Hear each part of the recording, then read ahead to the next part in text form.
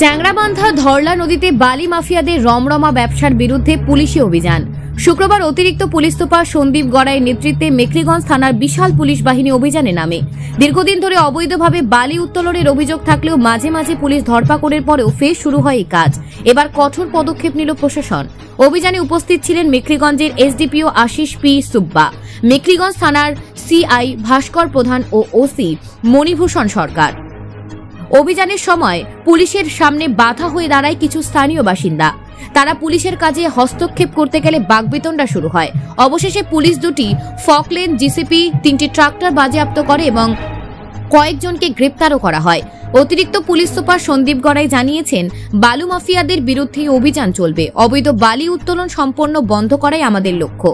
পুলিশি তৎপরতা এলাকায় চাপা উত্তেজনা থাকলেও সাধারণ মানুষ পুলিশের এই উদ্যোগকে স্বাগত জানিয়েছেন। প্রশাসনের দাবি, নদী ও পরিবেশ রক্ষা করতে কঠোর ব্যবস্থা নেওয়া হবে। Bureau report, news prime Times. আমাদের কাছে কিছু কমপ্লেন আসলো যে কিছু জায়গাতে এরকম অবৈধভাবে বালি তোলা হচ্ছে। তো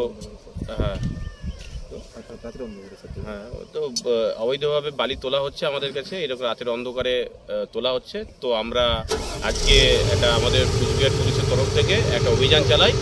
তো অভিযান চালিয়ে যারা এই বেআইনি কাজকর্ম করছিল তাদের এগেনস্টে আমরা অ্যাকশন নিচ্ছি এবং আইনত যে কাজকর্ম আছে অ্যাজ পার লিগাল স্টেপ আমরা নিচ্ছি।